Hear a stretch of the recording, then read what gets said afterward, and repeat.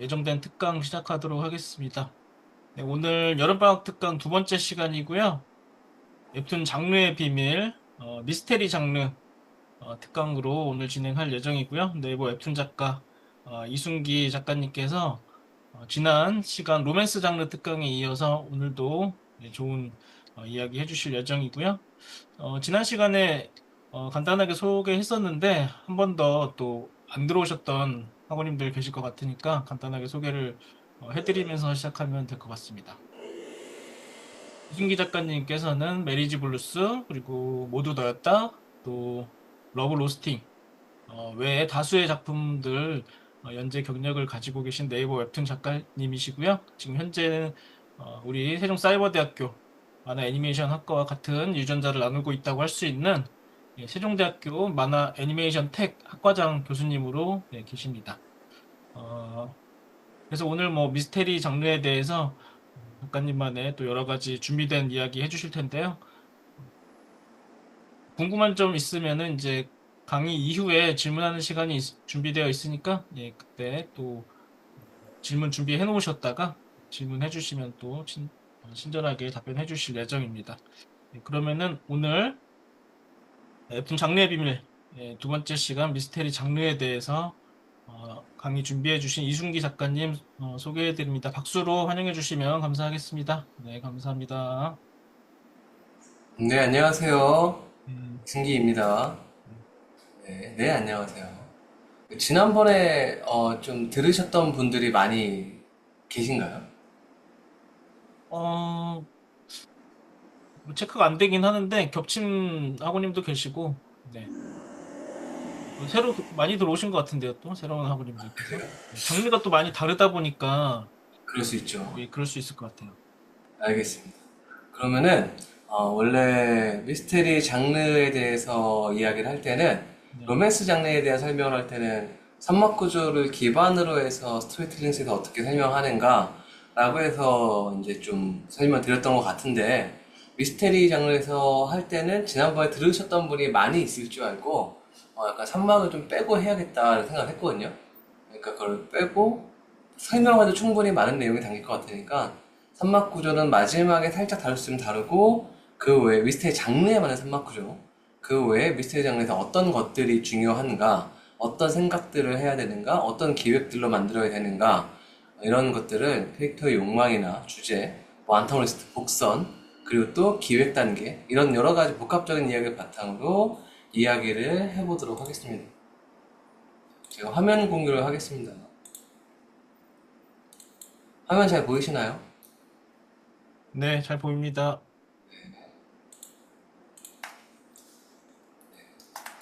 이게 표준어가 저 읽을 때마다 좀 이상한데 미스터리가 표준어더라고요. 네네. 미스터리라고 적지만 미스테리라고 자꾸 할게요. 미스테리 장르 특강에 대한 이야기를 하려고 하는데 가장 첫 번째 이제 약간 들어가기 전에 약간의 스몰 토크로 설명을 하고 싶었던 것 중에 하나는 잠시만요.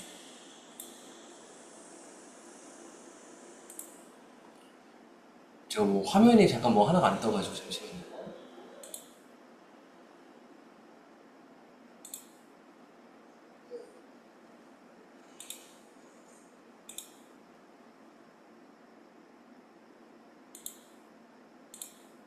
네, 됐습니다.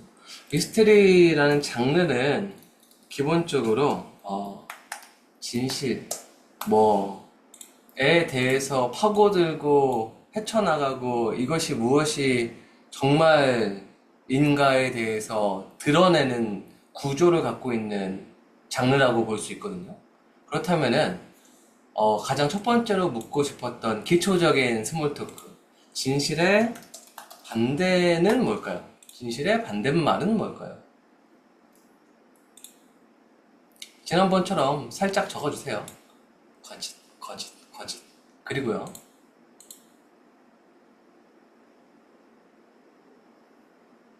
또 뭐 다른 생각은 없으실까요? 진실의 반대말은 뭘까요?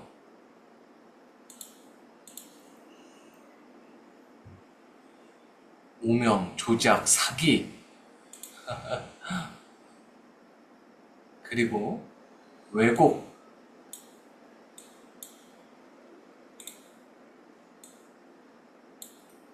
보통 미스테리라는 장르를 쓰면서 제가 그 영화 아카데미랑 드라마 작가 교육원에 다니면서도 워낙 미스테리 장르 좋아하니까 이거와 관련된 이야기를 막 들었어요. 근데 이런 것들에 대한 강의를 막 듣다 보니까 많은 이런 장르에 특화된 사람이 기본적으로 갖고 있는 개념은 진실의 반대의 의미부터 알고 있어야지 미스테리라는 장르를 이해하고 쓸 수 있다라는 걸 그렇게 강조해 주시더라고요. 그래서 진실의 반대는 무엇이냐라고 말하면은 정확하게 복잡함이라고 얘기하더라고요. 얼마나 이 진실을 파고들지 못하게 복잡하게 만드는가, 이런 것들이 미스테리 장르에서 반드시 알아야 할 진실의 반대말이라고 생각하고 있다면은 서사를 끌어갈 때 기본적으로 2차원적인 단순 구조에서 벗어나서 이야기를 좀 밀도 있게 복잡하게 장르를 끌어갈 수 있다라는 것을 상당히 강조했었거든요. 예를 들면은 여러분 그 데스노트는 이제 아실 텐데, 데스노트라는 작품을 보면은 주인공인 라이토가 엘이 있고, 엘이 누군지를 밝혀내고 엘은 이 데스노트 사람을 죽이는 능력에서 누군지를 알아내려고 하잖아요. 서로가 진실을 추구해서 상대의 정체가 무엇인가를 드러내려고 하는데, 실제로 알려고 하는 사건의 구조도 있지만 거기에 계속 이야기를 더 어렵고 복잡하게 만드는 기본적인 요소 중에 하나가 이 상대방이 누군지 알아내는 것보다, 또는 여러 후보지를 더 많이 둬서 그것보다 더 중요한 이 사건들을 배치해서 진실을 알아내는 행위 자체에서 복잡해지게, 행위 자체를 좀 더 어려워지게, 이렇게 만들어진 사건 구조를 많이 만들거든요. 기본적으로 주인공이 미스테리한 장르에서 무언가를 밝혀내고 드러내기 위해서 서사 구조를 끌어간다면은, 거기서 첫 번째로 작가가 해야 될 거는 이야기가 후반부까지 끌어가기 위해서 이 진실을 향해 가는 주인공을 어떻게 막아설 것인가 라는 생각을 해야 되잖아요. 이 생각을 할 때 진실을 파헤치는 행위 자체를 복잡하게 만들면, 이 서사가 훨씬 더 밀도 높고 긴장감이 높아지겠구나 라고 구조를 생각하고 이야기를 끌어갈 수 있어야 된다는 거죠. 또 하나의 예시로, 예전에 제가 약간 오컬트, 미스테리, 서스펜스, 스릴러 이런 거 엄청 좋아하거든요. 그러다 보니까 제 유튜브 알고리즘을 열어도 그와 관련된 알고리즘들이 상당히 많이 나와요. 틈나면 그런 거 보고 책 찾아보고 다큐멘터리 보고 막 이러거든요. 근데 실제로 우리나라에 재밌는 사건이 하나 있었어요. UFO와 관련된 이야기를 한번 잠깐 간단하게 하자면, 우리나라에 1976년도에 실제로 청와대 바로 위에 12대의 UFO가 나타났고, 그것이 사진이 있고, 이게 청와대 위에 미확인 비행 물체라는 것이 나타나니까 우리나라의 군대는 청와대 위에 있는 미확인 비행 물체를 격추하려고 모든 방공부대를 동원해서 대공포를 1,500발 이상 발사했어요. 1,500발을 발사했는데 실제로 단 한 발도 맞추지 못했고, 이 중에 다수의 수십 발의 미사일들은 민가에 떨어져서 30명 이상의 부상, 그리고 사망자도 2명 이상의 존재, 이런 것들이 다 밝혀진 사건으로 나왔거든요. 근데 여기서 미확인 비행 물체가 청와대 위에 나타났고, 나라가 군대를 동원해서 그거를 격추시키기 위해서 미사일을 쐈는데 그 하나도 격추 못하고 민간인의 피해자가 나왔어요. 그러면은 대체 저게 뭐였냐? 저것의 진실은 무엇이냐를 밝혀내려고 하는, 원인을 규명하려고 하는 사람들의 이야기가 많이 벌어지겠죠. 근데 보통 이럴 때 우리나라는 어떤 선택을 했을까요?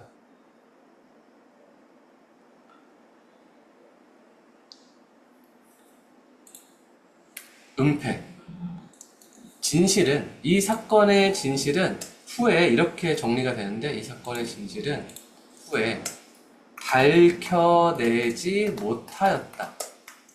즉, 정말로 미확인 비행 물체가 맞다라고 이야기가 되는 게 사실인데, 사실은 이 당시에는 군대의 실수로 사람들이 다쳤다라는 것도 진실이죠.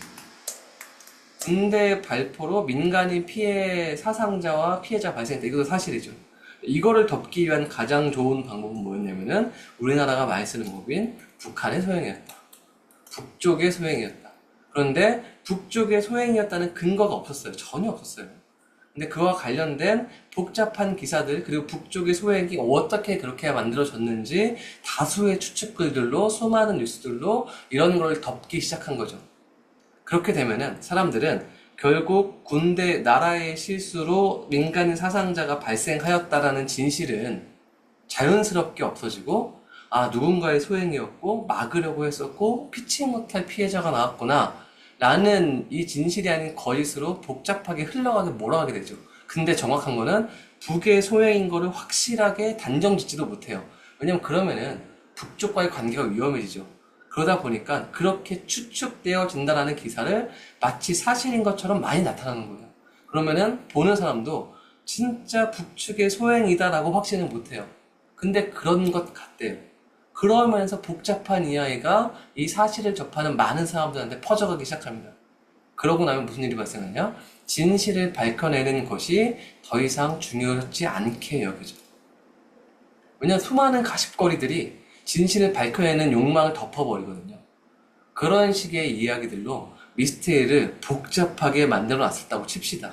근데 누군가 한 명, 주인공이 하필이면은 바닥에 격추되는 미사일 중에 한 명으로 마치 김열의 칼날의 주인공처럼 온 가족을 잃었어요.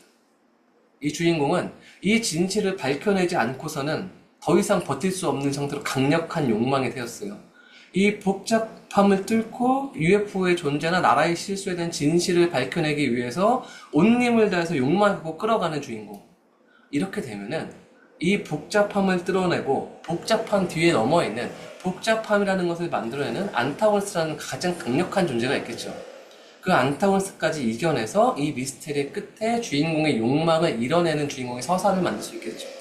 그러니까 이런 식의 이야기의 구조는 주인공이 거짓을 반대하여서 거짓을 뚫고 진실을 드러냄이라는 단순 구조에서 거짓을 밝혀내려고 하다 보니 더 복잡한 문제들이 있었고, 이 복잡함으로 가려지는 진실에서 더 큰 억울함과 분노와 진실에 대한 욕망의 강력함을 느끼고 끝끝내 진실을 밝혀내는 서사 구조 하면서 좀 더 밀도가 높은 구조로 만들어지겠죠.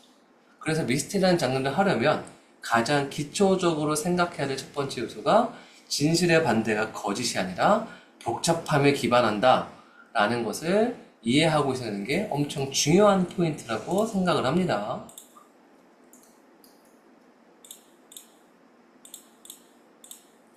두 번째 중요한 포인트, 이제 이전 미스테리라는 장르에 아주 특화된 이야기를 하나 해볼게요. 오늘 특강은 약간 엄청난 기획과 엄청난 스토리 쓰기 위해서 이렇게 하면 돼 라는 거라거나, 아니면은 로맨스에 대한 이야기 했던 것처럼 어느 정도의 공식을 갖춰서 쓰면은 로맨스라는 구조가 만들어져요 라기보다는 미스테리라는 걸 하기 위해서는 사실 더 중요한 게 있어요 라는 말을 하려고 준비한 내용들입니다. 계속해서 듣다 보면은 결론까지 잘 끌어가 보도록 하겠습니다. 미스테리 장르에서 꼭 나오는 성격 유형이 있죠. 뭐가 있을까요? 반드시 나오는 성격 유형.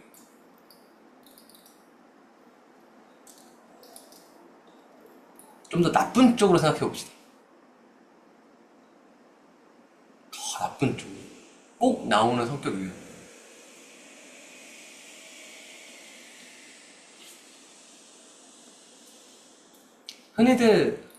흔히들 이기적인 주변 누군가를 보면서 야, 너 이거야? 이렇게 물어보기도 하죠. 너 설마 아니지?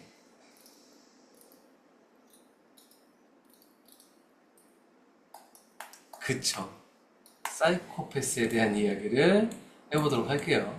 사실 사이코패스에 대한 이해도가 없는 채로 미스테리라는 장르를 할 수 없어요. 근데 사이코패스라는 이해를 자칫 어떻게 하고 있냐면은 사이코패스가 뭐라고 생각하십니까? 간단하게 적어볼까요? 많은 오답들이 나오더라고요. 이거를 저처럼 약간 오타쿠의 기질을 발휘해서 이게 뭔가 너무 궁금해. 이걸 알아야지만 난 속이 풀릴 것 같아 하면서 막 파는 사람들이 되게 많지 않잖아요. 공감하지 못하는 사람. 이라고 많이들 이야기하죠. 또 뭐가 있을까요? 감정 없이 사는, 사이코패스라고 해서 사실은 다 살인자는 아니죠. 다 범죄자도 아니죠. 감정 없이 살인을 저지르는 사람을 사이코패스라고 할 수 없죠. 그런 사람도 그 중에는 있음. 이렇게 효율만 중요, 사기꾼의 재능을 가진 사람.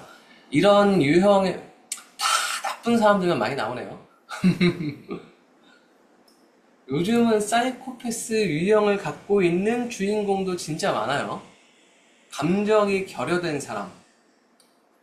결여라는 포인트에 집중해 봅시다. 실제로 사이코패스라는 것은 많은 정의에서 공통적으로 얘기하는 가장 큰 특징은 이라고 합니다.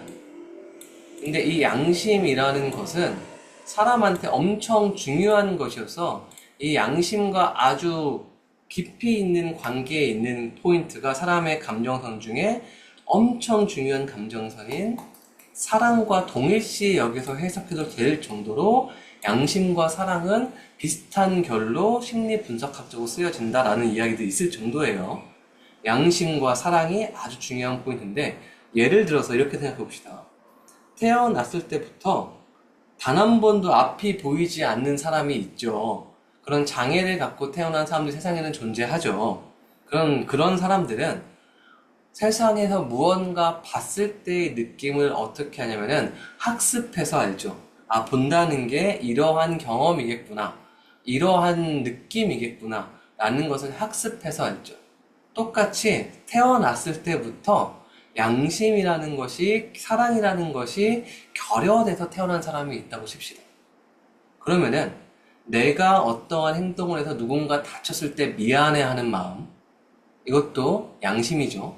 또는 내가 누군가와 데이트하고 연애하는 상대방이 있어. 이 상대방이 나한테 혼자서 누릴 수 있는 자유와 편안함보다는 조금 더 피곤한 걸 요구하는데, 그 피곤한 걸 요구해도 그 관계 속에 서로를 위해서 그런 행동을 하다 보면은 그러면은 이 관계가 조금 더 행복해져.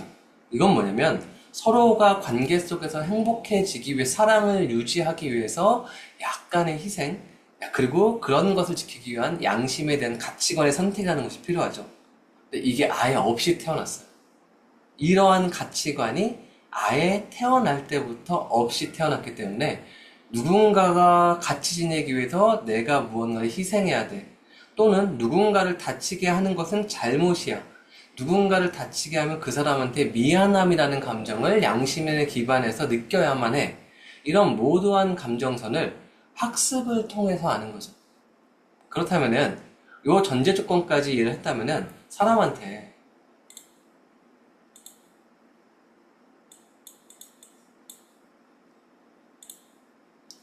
사람이 있으면 사람의 마음에 이렇게 사랑이라는 것이, 양심이라는 것이 빠졌다고 생각해 봅시다.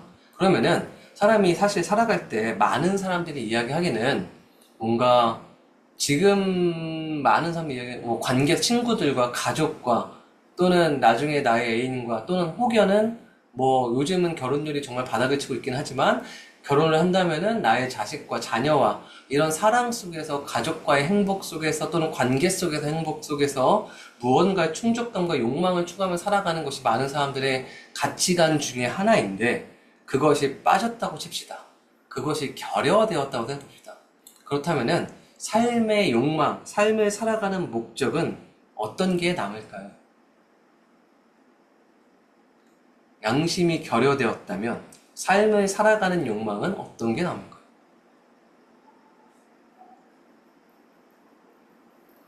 돈을 벌기 위해서는 어떻게 해야 되죠? 무언가 충동적인 느낌을 충족하기 위해서는, 명예를 얻기 위해서는 나쁜 짓 말고 경쟁이라는 걸 해서 이겨내야겠죠. 그래서 이것을 이겨내서 누군가의 삶에서 지배하는 욕구가 생깁니다. 무언가를 컨트롤하고 지배하고 경쟁에서 이기고 내가 원하는 높은 위치에 올라가고 그래서 무언가 충족감과 희열을 느끼고 이런 것이 삶의 목적이 되는 성격 유형을 사이코패스라고 합니다. 그렇다면은 경쟁과 누군가의 지배 욕구과 그러면서 우위에 점하고 어딘가에 누군가를 지배할 수 있는, 컨트롤할 수 있는 위치에 있고 싶은 사람들이라고 생각을 할 수 있다면은 이런 경쟁과 지배를 특화돼서 열심히 하려고 하는 사람들이 하필이면은 양심이 결여되어서 태어났어. 그러면 어떠한 현상이 발생하냐면요. 이거는 이렇게 생각해 주셔야 돼요. 삶의 어떤 가치, 행복, 이런 것이 아니라, 명예, 부, 이런 것들에 대한 이야기의, 구조라고 봐주세요. 행복과 어떤 철학, 이런 게 아니라 심리, 안정, 이런 것이 아니라, 그냥 돈, 명예, 경쟁, 이런 거에 대한 피라미드라고 보면은, 요 상위에 있는 유형 중에, 사이코패스의 유형의 사람들이 올라가기에 엄청 특화되어 있고 실제로 많이 올라가 있습니다. 여기에 올라가기에 참 좋은 성격 유형을 갖고 있는 사람들이 사이코패스인데 실제로 예전에는 사이코패스에 대해서 어떤 컨트롤 아니 그 사이코패스인지 아닌지를 판별하기 위해서 조사할 때 사이코패스 조사지가 좀 얇았어요. 그래서 많은 사이코패스들이 이거를 조사해서 내가 사이코패스임이 드러나면은 사회적으로 불이익을 얻으니까 사이코패스가 이미 드러나지 않도록 거기에다가 사이코패스가 아닌 척 조사를 했습니다. 근데 최근에 조사는 엄청 두꺼워졌고 이 두꺼운 종이를 바탕으로 이것을 피해서 테스트해서 답을 적더라도 이 사람이 사이코패스인지 아닌지 확실히 판별할 수 있는 엄청난 분석 연구가 미국에서 나왔어요. 이것을 분석한 사람들이 테스트 삼아서 어떤 연구 결과를 삼아서 논문을 쓰기 위해서 실제로 미국의 역대 대통령을 가령 10명 있다고 칩시다. 이해하기 쉽게. 10명 있다고 지금 미국의 역대 대통령 10명을 조사해서 그 중에 사이코패스가 몇이 있을까를 조사해 봤더니 미국의 역대 대통령 중에 몇 명이 사이코패스적 성격 유형과 유사하다, 근접하다라고 나왔을까요? 100% 사이코패스를 판별할 수 있는 조사지에서 그거를 바탕으로 미국의 대통령들을 역대 대통령 조사해 봤더니 몇 명이나 사이코패스 유형일까라고 나왔을까요? 10명이라고 치면 90%, 9명 정도가 나옵니다. 놀랍죠? 물론 그들이 다 사이코패스야는 아닙니다. 물론 이거는 대리조사한 거니까 그들 직접 조사하는 게 아니라 그런 이야기들이 있을 정도로 이게 경쟁 구조에서 위로 올라가기 쉽다라는 건데 예를 들어서 하나의 예를 들어볼게요. 여러분들이 지금 있는 요 안에 들어있는 한 25명 내외의 사람들이 어떤 경쟁을 해서 이 중에 한 명은 성적에 대한 전액 장학금을 주기로 했어요. 그걸 어떻게 판가름하기로 했냐면은 성적이 좀 좋은 사람들 중에서 맨 마지막 기말고사 때 만화 웹툰 과제를 잘한 학생 한 명한테 주기로 어떤 공지가 나왔어요. 그럼 여러분들은 대부분 다 여러분들의 라이벌 A가 있다고 칩시다. 여러분들이 거의 공동 1등이에요, 이 A와. 그러면 이 A를 이기기 위해서 이 A를 이겨내고 장학금을 타기 위해서 대부분 한 선택은 열심히 합니다. 더 잘 그리려고 하고 더 좋은 작품을 만들려고 하고 좀 더 퀄리티를 높여서 정성을 들이려고 하고 좋은 평가를 받아서 내가 A를 이겨내서 장학금을 받아야지 라고 생각을 합니다. 근데 사이코패스의 성격 유형을 갖고 있는 A는 어떤 선택을 할까요? 기말고사 과제를 제출하기 전날 여러분들의 노트북을 켜고 클라우드까지 다 들어가서 자료를 지우고 컴퓨터에서 자료를 지워버려요. 그러면 자기는 그냥 하던 대로 똑같이 내도 장학금을 받을 수 있어요. 이렇게 쉽고 편안한 방법을 두고 왜 사람들은 저렇게 열심히 살지? 이런 사고방식이 가능한 것은 양심이 결여되어 있기 때문이에요. 두 번째 이야기를 합시다. 여러분들이 나중에 사회생활을 하게 되면은 어쩔 수 없이 조금 윗사람들한테 좀 좋은, 이빠른, 그들이 듣기에 기분 좋은 이런 이야기를 해야만 하는 상황이 올 수도 있어요. 요즘 뭐 그런 거 중요하지 않은 세상이죠. 실력이 더 중요한 세상이고 냉정한 시대니까. 근데 좋은 아부와 좀 좋은 아첨과 이런 것들을 하려고 하도 잘 못하는 사람도 세상에는 많죠. 아부를 잘 못하는 건 왜 그럴까요? 상사한테 좋은 말을 하지 못하는 거는 내가 생각하는 것보다 더 좋은 말을 하려고 하다 보니까 이것이 거짓말로 섞여 들어가게 된다 보니까 양심의 가책을 느끼는 거예요. 그리고 이런 수를 써서 승진을 하거나 이런 수를 써서 또 좋은 평가를 받기에는 다른 경쟁자들에 비해서 양심의 가책을 느끼는 거죠. 근데 승진과 경쟁의 사회에서 예를 들어 사이코패스 A가 있다고 칩시다. 그러면 다 똑같이 열심히 해요. 근데 A는 상사한테 좋은 말 되게 쉽게 해요. 정말로 정말 어떻게 이렇게 리더십이 탁월할까요? 그 부하 직원들 다루는 거 보니까 뭐 어떠한 선배님은 어떠한 뭐 과장님, 어떠한 부장님은 사람을 다루는 능력도 있으면서 내면도 케어해주면서 그런데 일도 이렇게 잘하시고 프로젝트 리더십도 있고 뭐 이런 아부를 막 떨기 시작합니다. 그럼 그 사람은 듣기 좋죠. 그러면서 그 사람에 대한 평가를 실제로 좋게 할 수도 있죠. 그러면서 그 사람이 먼저 승진의 기회를 비슷한 실력일 때 먼저 승진의 기회를 얻어갈 수도 있겠죠. 조금 더 이 명예와 돈과 경쟁의 구조의 세상에서 조금 더 위로 올라가기에 좋은 성격 유형을 갖고 있는 거죠. 합리적인, 효율적인.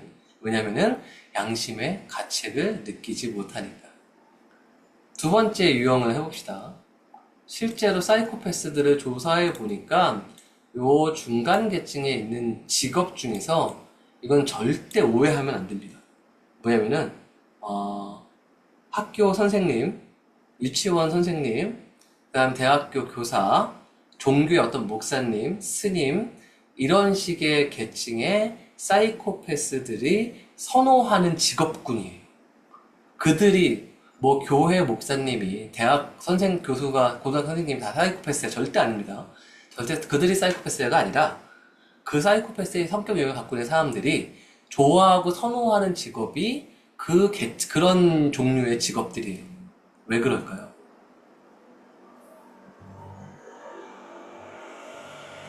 기본적으로 어떠한 그룹을 지배할 수 있죠. 어떠한 그룹에서 리더를 가질 수 있죠. 그러다 보니까 내가 누군가를 통제하고 있다는 삶의 충족이 오겠죠. 경쟁에서 우위해졌다는 느낌이 들겠죠. 그리고 애석하게도 실제 조사 결과 사이코패스는 조금 더 똑똑하다고 합니다. 많은 뇌 지능의 수준이 좀 똑똑한 능력의 경우가 훨씬 더 뭐 퍼센트로 많다고 해요. 근데 그런 사람들이 똑똑하다 보니까 내가 저 피라미드에서 저 위에 삼각형의 정점까지 내가 올라가지 못할 것 같다는 걸 스스로 파악한 다음에 중간 계층에서 내가 어떤 직업군을 선택을 해야지 누군가를 컨트롤하면서 거기서 오는 충족감을 느끼면서 살 수 있겠구나 라고 선택할 수 있는 지능을 갖췄다고 이야기를 하더라고요. 여기는 조금 중간 단계 이야기인데 좀 재밌는 이야기는 정말로 사회와 경제적인 능력, 어떤 명예적인 능력에서 좋지 않은 케이스도 사이코패스의 유형이 아주 선택하기 좋은 위치가 있어요. 뭐냐면은 실제로 세상에는 그런 유형의 사람이 있죠. 방에 문을 다 잠궈놓고 닫아놓고 집안에 방에 딱 불 끄고 앉아가지고 컴퓨터로 온라인 게임만 엄청나게 하거나 아니면은 인터넷에서 조금 부정적인 SNS를 막 열심히 하고 그러면서 막 세상 욕하고 짜증내고 온라인 게임하고 막 이러고 있다가 똑똑하면 엄마가 문 앞에 밥 놓고 가고 그러면은 문만 열고 밥만 딱 넣어서 먹고 다시 문 열고 밥 빼놓고 이런 유형의 사람들 세상에 존재하죠. 근데 이런 유형을 가장 하기 좋은 성격 유형이 사이코패스예요. 집에서 열심히 게임을 합니다. 그러다가 엄마가 밥을 주고 나가요. 걱정하면서 그만 좀 세상 좀 나와 사회생활 좀 해. 또는 어떤 너 뭐 무슨 교육을 좀 더 받아볼래? 어디 학원에 가볼래? 아니면 어떤 친구들 좀 만나볼래? 이런 이야기들 막 합니다. 그럼 모든 걸 무시하고 자기가 방 안에서 누릴 수 있는 충분한 행복을 누려요. 그러다 밥을 내놓습니다. 어느 날 아빠가 문을 부시고 들어와가지고 너 언제까지 이렇게 살 거야 하면서 이 자식에 대해서 엄청나게 혼내요. 그때 딱 이 사이코패스 A라는 캐릭터가 있다면 이 A 캐릭터는 무릎을 꿇고 두 부모님한테 잘못했어요. 저도 제가 왜 이런지 모르겠어요. 정말 죄송합니다. 저도 나가고 싶은데 마음이 너무 힘들어서 못하겠어요. 더 용기가 아직 정말 죄송해요. 이런 자식이어서 이런 아들이어서 이런 딸이어서 너무 미안합니다. 죄송합니다. 하고 싹싹 빌어요. 그리고 문을 닫고 나갑니다.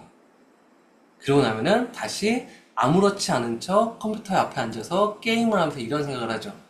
나를 열심히 혼낸 부모님은 내가 열심히 반성하는 모습에 죄책감을 느꼈겠지.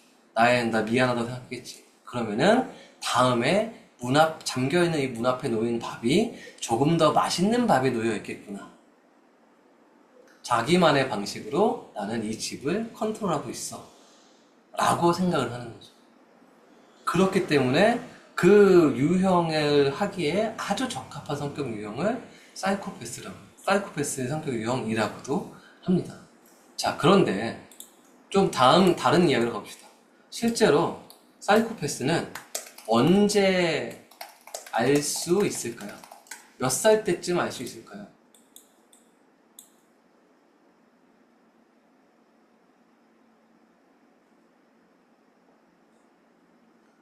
3세에서 5세 정말 영유아기 때 알 수 있대요.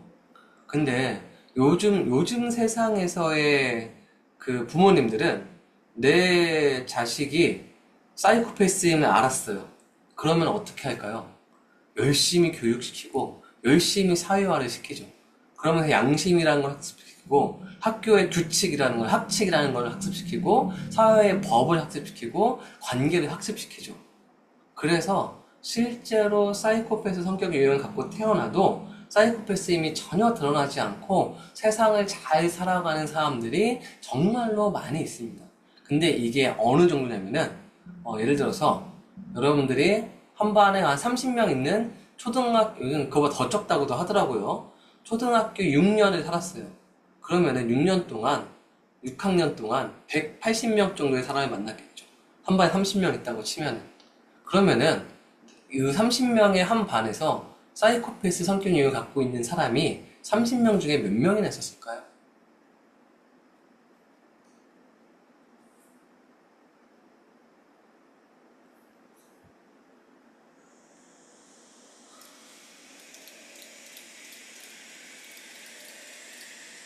제가 마지막에 본 연구 결과로는 보통 5% 정도의 비율로 사이코패스가 존재한대요.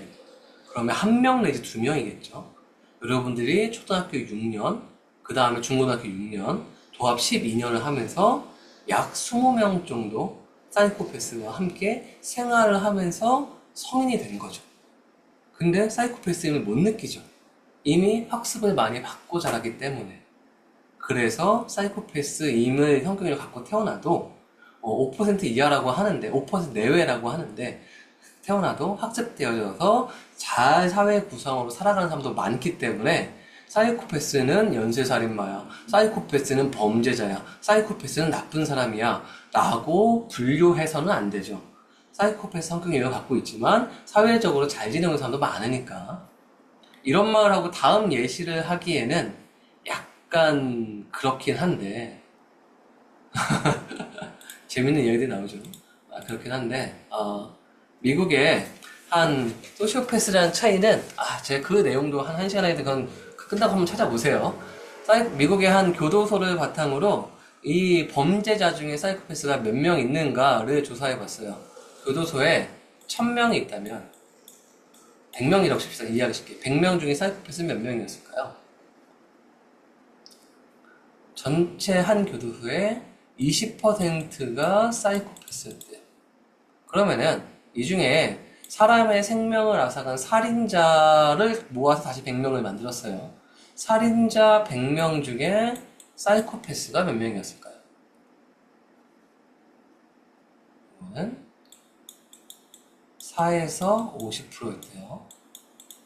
이 말인즉슨 4에서 50%였다는 것은 절반 혹은 절반 이상의 살인자는 사이코패스가 아니라 일반 사람이다. 충동적 살인을 한다. 그렇다면은 연쇄살인, 누군가의 삶의 생명을 반복적으로 앗아간 연쇄살인마 중에서 사이코패스는 몇이 있었을까요? 그 중에서는 90%가 사이코패스였다고 해요. 나머지 10%는 어떠한 복수심에 의해서 한 일가를 말살시키고 싶어. 이러한 보통의 사람의 우발적이고 아주 강력한 복수심에 대한 사고, 그 외에는 연쇄살인이라는 것을 하려면 타인의 피해와 고통에 대해서 신경 쓰지 않아야 되기 때문에 그들은 사이코패스다 뭐 90% 이상이 사이코패스다라고 이야기를 하는 거죠.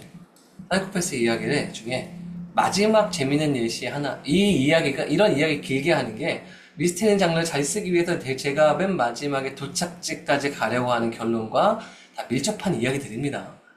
마지막 예시 하나만 하고 사이코패스에 대한 이야기를 정리해 보도록 할게요. 23살 정도의 미국인이 있었어요. 이 여자였는데 이 미국인은 군인이 되고 싶어서 갑자기 영국으로 갑니다. 영국으로 가서 군인이 되고 싶어서 미국에서 영국에서 여군 시험을 본 다음에 체력 테스트 뭐 상위 5%에 통과, 그 다음에 필기 테스트 통과, 아주 우수하게. 근데 영국 여군은 약간 심리 뇌파 어떤 그런 테스트가 마지막 단계에 있대요. 그 마지막 단계에서 그걸 조사하는데 거기서 떨어졌어요. 왜 떨어졌냐면은 실제로 마지막 테스트에 뇌에 많은 뇌파를 감지할 수 있는 장치를 하고 프로젝터를 튼 다음에 여러 가지 사진을 순차적으로 보여줬대요. 순차적인 사진들을 보다가 무슨 내용들이 나왔냐면은 뭐 군인들이 행군하는 또는 전쟁에서 뭐 전차가 지나가는 어떤 폭격이 일어나는 미사일이 터지는 이런 수많은 사진을 볼 때는 아무렇지 않게 고요한 심리 상태를 유지하다가 총으로 사람을 죽이는 사진이 나올 때마다 뇌파 중에 성적인 쾌락을 느끼는 뇌파가 반응을 했대요. 그래서 이 성적인 쾌락을 느끼는 뇌파가 반응을 해서 얘는 총을 소지하고 사람을 죽이기 위해서 혹여 그러한 마음을 갖고 미국에서 군인을 하지 않고 일부러 전 유럽과 미국권에서 유일하게 총기 소지를 할 수 있는 여군이 영국 여군이었다고 해요. 그래서 영국의 일부로 날아가서 거기서 여군을 지원한 건 아닐까라는 판별이 심리 분석이 되어서 떨어졌어요.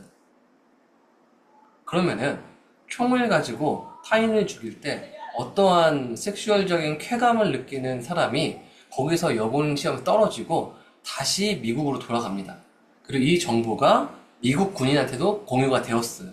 근데 이 사람이 돌아가는 나라인 미국은 총기 소지가 합법 내에서 가능한 나라죠. 이 여자가 고국으로 돌아가면은 어떠한 처리를 해야 될까요? 어떠한 조치를 취해야 될까요?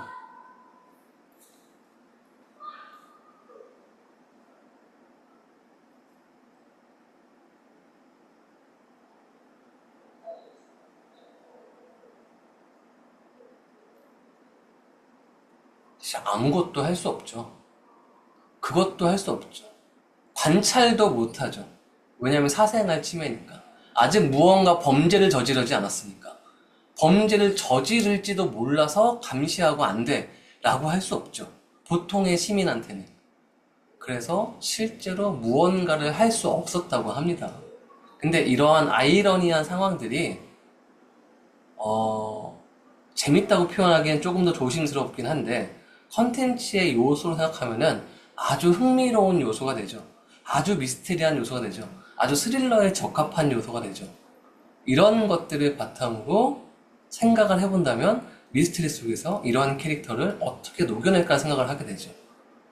미스테리라는 장르는 사이코패스라는 것을 소재를 빌미로 하여서 여러분들 설명하고 싶은 첫 번째 가장 목적지는 뭐였냐면은 미스테리라는 장르는 많이 조사하고 많이 공부하고 많은 자료를 찾아봐야지 장르에 대한 밀도가 높아서 아주 현실적인 이야기를, 아주 소름 돋는 범죄자를, 소름 돋는 사건을, 아주 미스테리한 구조를 만들어낼 수 있어져요. 미스테리라는 장르는 어떻게 이야기하냐면은 자료 조사에 기반한 장르다 라고 이야기합니다. 이게 핵심인 장르가 미스테리다 라고 이야기합니다. 여러분들이 이런 걸 모르고 실제로 제가 학생들한테 많이 피드백하는 것 중에 하나가 뭐학생들이 액션물에도 사이코패스가 나오고요. 그 다음에 정말 미스테리 수사물에도 사이코패스가 나오고요. 요즘은 뭐라고 하더라? 로맨 스릴러라고 하죠. 그래서 그런 미스테리 로맨스, 미스테리 멜로 이런 장르에서도 약간 사이코패스가 나오고, 그런 학생들이 이런 장르를 하고 싶어서 사이코패스 캐릭터를 만들어가지고 캐릭터에 대한 묘사를 해서 저한테 피드백을 받으러 오면은 아주 오랫동안 사이코패스가 나오는 미스테리 장르를 했던 사람이 딱 보면은 일반 대중과 독자가 봐도 얘는 정말로 소름 끼치는 악역일까? 너는 그렇게 생각하니? 라는 이야기를 상당히 많이 합니다. 조금만 더 조사해보지. 이런 유형의 캐릭터를 만들 거면은 조금만 더 찾아보지. 그래서 이런 유형의 악당을 이겨내는 주인공이 얼마나 통쾌함을 줄지에 대한 목적지를 설정했다면, 통쾌함을 주려면 거대한 감정의 드라마틱한 구조 속에서 진실로 뚫어내서 이 악당을 처벌해야 되는데, 이 악당을 처벌하기 위해서 정말 소름 끼치도록 나쁜 악당이 나와야지 맨 마지막에 드라마틱한 구조 속에서 카타르시스를 느낄 텐데, 왜 얘를 그냥 단순하게 공감하지 못하는 캐릭터, 누군가를 그냥 죽이면서 웃는 캐릭터, 그 정도의 묘사에서 멈추고 말았어. 너 사이코패스에 대해서 조사는 해봤니? 또는 이 사건에 대해서 공부는 해봤어? 이런 피드백을 상당히 많이 하거든요. 그리고 제가 그런 자료를 너무 좋아하다 보니까 이런 것들 좀 더 봐봐. 이런 것들 좀 더 봐봐. 이 책을 한번 읽어봐. 이런 다큐멘터리 좀 봐봐. 이런 자서전을 좀 봐봐. 막 이런 이야기를 많이 해요. 그렇게 보고 나서 고쳐오면은 분명히 기획과 스토리텔링의 밀도가 달라져 있어요. 얼마큼 조사를 해야지 이야기가 좋아지는가, 이런 효과가 가장 극대화되어서 나타나는 장르가 미스터리라는 장르라고 생각을 합니다. 여기까지는 좀 이해되셨을까요?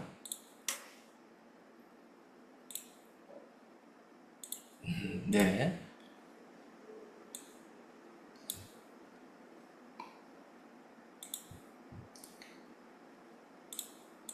자료조사에 기반해서 사이코패스라는 작품의 기획에 대한 이야기를 한번 잠깐 짧게 해볼게요. 미스테리라는 장르를 기획할 때 중요한 것도 역시나 자료조사예요. 제가 어느 날, 원래 예전부터 미스테리 장르를 계속 하고 싶었어요. 그래서 정말 가장 좋아하는 우리나라 영화 하면은 그냥 머릿속에 떠오르자마자 살인의 추억. 가장 좋아하는 출판 만화 하면은 몬스터. 이렇게 해서 저는 최애 작품들이 미스테리 장르에 꼭 있거든요. 그리고 원래 헐리우드 영화에서 가장 좋아하는 미스테리 장르는 아주 예전에 고전 작품이 하나 있었는데, 이것들이 최근에 스포트라이트라는 영화로 바뀌었고, 정말 좋아하는 장르래요. 좀 딱 꽂음 얘기하면 나 이거 정말 좋아해. 나 이런 미스테리 영화 정말 좋아해. 이러면 나올 정도로 정말로 좋아해서 꼭 하고 싶었는데, 어떤 장르를 기획할까, 이런 걸 기획할까 하다가, 지난번에 컨셉에 대한 것이 작품이 얼마나 중요한가, 작품의 어떤 메인 포장지인가 짧게 지나갔던 것 같은데, 제가 실제로 연재를 딱 데뷔하고, 처음에 데뷔할 때 상 받고 데뷔했거든요. 되게 행복했어요. 대학교 졸업하자마자 상 받고 딱 데뷔를 하고 나니까, 역시 나야. 이런 식의 자만에 빠져 있었어요.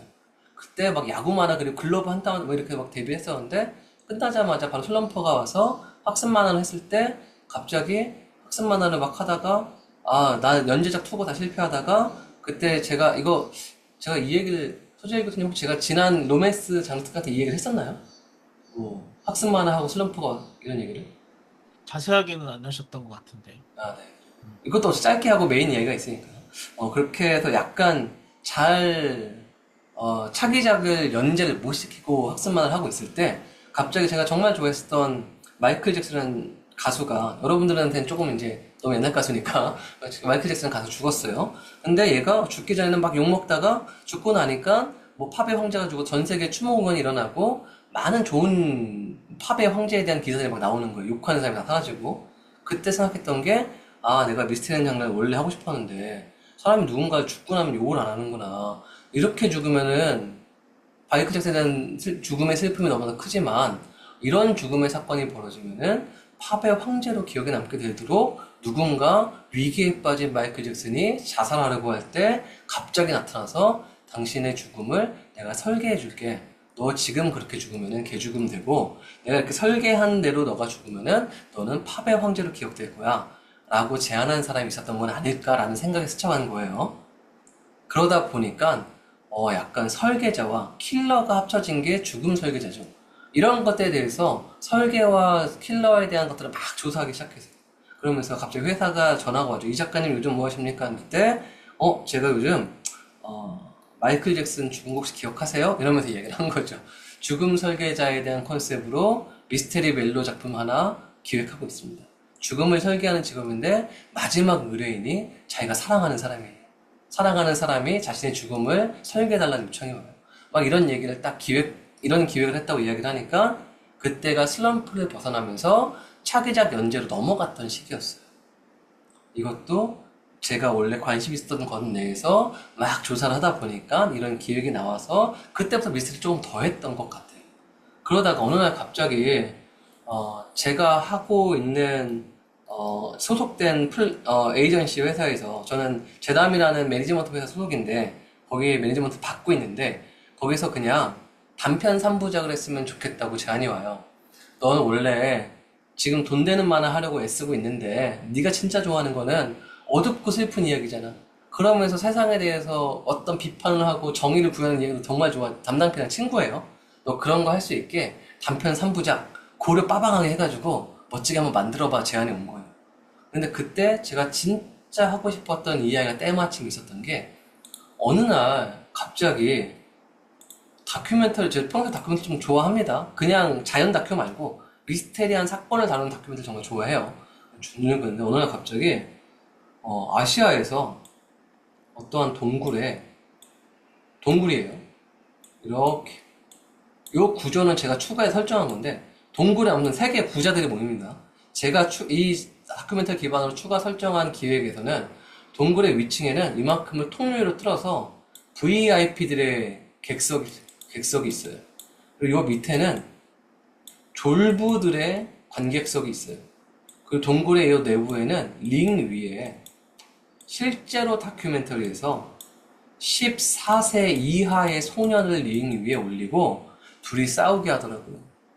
그리고 그 중에 누가 이기냐에 세상의 졸부와 부자들이 모여가지고 갬블을 해요. 돈을 걸어요. 근데 이 링 위의 싸움은 어떤 결과냐면은 둘 중에 누군가 하나가 싸우다가 무서워서 울면서 졌어요 해도 게임이 끝나지 않아요. 둘 중에 한 명이 죽거나 뼈가 부러져야지 이 게임이 끝나요. 이런 식의 다큐멘터리를 막 봤는데 이 다큐멘터리가 지금 저한테는 파일로 남아있거든요. 지금은 어디서도 받을 수 없어요. 지금 놀랍게도 이 다큐멘터리가 저는 파일로 갖고 있어 제 주변 친구들한테는 같이 보기도 하는데 이 다큐멘터리가 유튜브에도 없고요. 유튜브에 없는 세상에 있어라고 하지만 이건 없어요. 그리고 어디 기사에도 없어요. 이게 방송되고 바로 사라졌어요. 저한테는 파일로 남아있는 이 동영상 몇몇 사람들이 올리면 사라지나 저는 올려본 적은 없습니다. 아무튼 근데 이런 다큐멘터리를 봤던 기억이 있어요. 그 다음에 다음 연도에 이어서 온 다큐멘터리 중에 하나가 우리나라 사람들이 참 잘못한 것 중에 하나가 필리핀에 가서 거기도 동남아시아죠. 필리핀에 가서 많은 사람들이 아이를 낳게 하고 그 아이를 버리고 필리핀 여자와 아이를 낳게 아이를 버리고 우리나라 돌아오는 이 코피노라는 문제가 아주 심각할 때가 있었어요. 그 심각할 때 1년에 코피노의 수가 1년에 놀랍게도 2만 명이 넘어갔던 때가 있어요. 이게 세상이 어떻게 돌아가려고 이게 말이 돼? 이러면서 너무 충격에 빠진 거예요. 이런 말도 안 되는 범죄들이 벌어진 세상이 말이 돼? 이런 분노가 속에서 나도 모르게 그리고 약간 미스테리를 하려고 하는 작가는 속에 약간의 분노를 갖고 있는 것 같아요. 주변 작가들도 그렇고 분노가 막 차오르는 거예요. 말도 안 돼! 막 이러면서 그때 생각했던 기획이 실제로 아시아에서 코피노인 아이가 이 링 위에 올라가는 게임을 덤블이라고 하거든요. 이 덤블이라는 링 위에 코피노의 주인공이 올라가서 싸움을 벌어지는 다크 액션, 뭐 이런 장르를 만들었어요. 그래서 실제로 혼혈아를 지금은 좋은 단어로 쓰이죠. 하이브리드라는 단어가 좀 좋은 의미처럼 쓰이지만 예전에는 혼혈아를 비하해서 놀리는 말로 하이브리드가 쓰였어요. 그래서 하이브리드의 Y랑 주인공 이름이 버드였거든요. 버드의 Y랑 섞여서 제목을 하이브리드로 적고 이렇게 제목에 Y자에 날개를 달아서 제목 디자인을 썼어요. 그래서 하이브리드라는 제목이지만 하이버드라고도 읽힐 수 있도록 타이틀 제안을 했던 것 같아요. 이 버드라는 주인공이 링 위에 올라가서 나를 버리고 간 아빠, 그리고 그 상황에서 아주 불합리한 처우를 받게 된 유일하게 나를 지켜줬던 엄마. 그런 거에 대한 복수심을 가지고 링 위에 올라가서 온갖 복속을 끌어가는데 제가 늘 작품을 만들 때 지난번에도 강조했던 것 중에 하나가 작가는 주제의식이라는 게 강력해야 된다라는 이야기를 했던 것 같은데 로맨스 장르 특강에서도 이 기획에서는 정말 모든 아이들은 어떠한 상황에서도 반드시 존대받아야 한다는 저만의 주제의식을 강력하게 끌어가서 엔딩까지 가져가고 싶었어요. 그래서 단편 3부작으로 이 주인공이 올라가서 이 비극적인 서 속에서 아이들이 존대받지 못한 세상이 얼마나 더 어두운 비극인가. 그 속에서 이들이 존대받아야 되는 게 왜 얼마나 당연한가. 라는 거에 대한 서사를 막 끌어가서 단편 3부작을 만들었거든요. 근데 이 단편 3부작이 CJ에서 재밌게 봤나 봐요. 그래가지고 CJ에서 갑자기 우리 이 작품에 한 억 단위 투자를 해볼게. 이거 장편으로 만들자. 이런 제안이 온 거예요, 갑자기. 전 1, 2, 3화만 만들었는데. 잠시만요.